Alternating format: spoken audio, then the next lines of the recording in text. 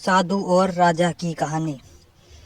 एक बार एक बहुत बड़ा नेता एक साधु के छोटे से आश्रम में गया। उसने साधु के बारे में बहुत सुना था, तो उसके मन में आया कि मैं एक बार जा के देखता हूँ कि लोग उसकी इतनी तारीफ क्यों करते हैं। जब वह उस आश्रम में गया तो वहाँ पर एक छोटा सा कमरा था, जहाँ पर एक कालीन बिछा हुआ था। वहाँ पर कुछ लोग नीचे बैठे हुए थे और साधु जी सामने बैठे हुए थे। कुछ सवाल जवाब चल रहा था। वह नेता उस आश्रम में आया और उस नेता के साथ में 4 बॉडीगार्ड भी थे और उसकी यह आदत थी कि जहाँ पर भी वह जाता था लोग अपनी जगह से खड़े हो जाते थे और उसकी तरफ देखते थे, हाथ जोड़ते थे और सर झुकाते थे। लेकिन यहाँ पर ऐसा कुछ नहीं हुआ। साधु ने व्यस्त होने के कारण उसकी तरफ देखा तक नहीं। नेता को लगा कि यह मेरी बेइज्जती है और वह इस बात से गुस्सा हो गया। नेता ने थोड़ा गुस्से से साधु की बात को बीच में काटते हुए कहा कि मैं आपसे कुछ कहना चाहता हूँ।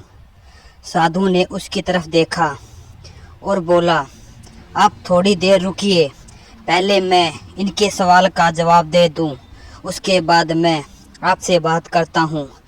तब तक आप अगर चाहे तो बैठ सकते हैं। बस साधु का इतना कहने की ही देरी थी। नेता का चेहरा गुस्से से लाल हो गया और फिर उसने अपना सारा गुस्सा उस साधु पर निकाल दिया।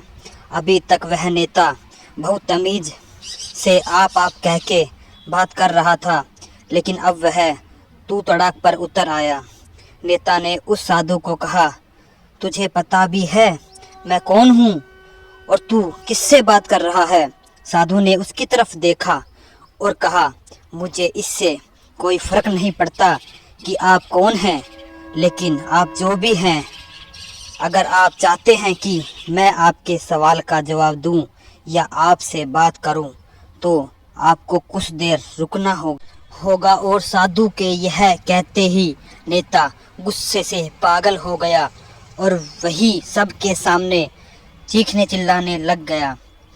अब मैं तुझे तेरी असली औकात दिखाऊंगा। तूने मुझसे पंगा लेके ठीक नहीं किया।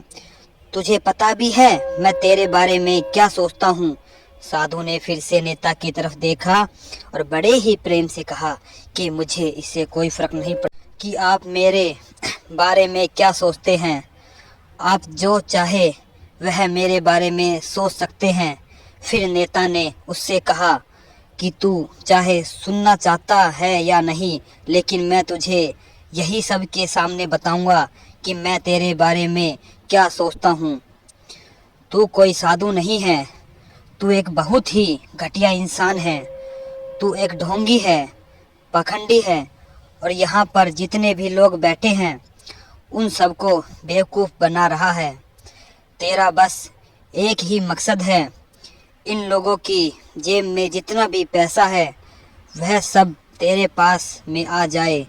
तू अपने फ़ायदे के लिए इन लोगों को इस्तेमाल कर रहा है और अब मैं तुझे नहीं छोड़ूंगा।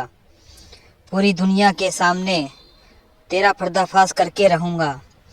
लेकिन उसके इतना बोलने के बाद भी हल्की सी मुस्कान उस साधु के चेहरे पे बनी ही रही। यह देखकर वह और भी तिलमिला गया और उसने कहा, अब बहुत हो गया, अब मैं यहाँ 1 मिनट भी नहीं रुकने वाला। लेकिन अभी भी तेरे पास मौका है। अगर मुझसे माफ़ी मांगनी है या मुझसे कुछ कहना है तो कह सकते हो। इतना सब होने के बाद भी साधु के चेहरे पर एक मुस्कान थी और वह बिल्कुल शांत था। और फिर उन्होंने अपनी आंखें बंद करी और फिर साधु ने अपनी आंखें खोली, हाथ जोड़े और कहा कि मुझे आपसे कोई गिला शिकवा नहीं है। आपके लिए मेरे मन में कोई भी गलत ख्याल नहीं है। जो भी मेरे बारे में आपने कहा वह आपकी अपनी सोच थी तो मुझे आप में कोई भी बुराई नज़र नहीं आती है। मुझे आप बहुत ही भले इंसान लग रहे हैं। और साधु के इतना कहते ही नेताजी का दिमाग 7वें आसमान पर पहुंच गया। उसके चेहरे पर एक अजीब सी खुशी थी, क्योंकि उस साधु ने वही कहा जो बाकी सब लोग उस नेता को कहते हैं।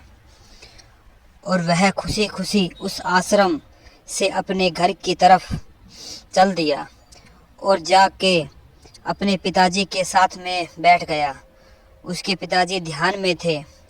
उन्होंने पूरी ज़िंदगी सिर्फ लोगों की सेवा करी और बदले में कुछ भी उम्मीद नहीं की। तो थोड़ी देर बाद जब उन्होंने अपनी आंखें खोली और देखा अपने बेटे को अपने साथ बैठे हुए, तो उसके बेटे के चेहरे पर आज एक अजीब सी खुशी थी जो आज से पहले उन्होंने कभी नहीं देखी थी। फिर उसके एक एक करके सब कुछ बताया कि आज क्या हुआ, किस तरह से वह आश्रम गया और वहाँ पर क्या हुआ, उसने क्या कहा और साधु जी ने क्या कहा। जब उसके पिताजी ने पूरी बात सुनी तो थोड़ा सा मुस्कुराए और अपने बेटे को देख करके बोले कि उन्होंने तुम्हारी तारीफ नहीं करी, क्योंकि उन्होंने वह नहीं कहा कि जो तुम हो, उन्होंने वह कहा कि जो वह खुद है। और तुमसे जो भी कुछ उन्होंने कहा वो नहीं कहा कि जो वो है, बल्कि तुमने वह कहा जो तुम खुद हो। यही बात वेदों में भी कही गई है, यथा दृष्टि तथा सृष्टि। यह दुनिया तुम्हें वैसी नहीं दिखती जैसी यह दुनिया है। यह दुनिया वैसी दिखती है तुम्हें जैसे तुम खुद हो। जिसकी नज़र जैसी है उसके लिए यह दुनिया वैसी ही है। तो अगर तुम अपनी दुनिया को बदलना चाहते हो तो उसको सिर्फ एक तरीका है, अपनी नज़र को बदलो। धन्यवाद दोस्तों। वीडियो को लाइक करें, सब्सक्राइब करें, अच्छी लगे तो शेयर करें। Thanks for watching.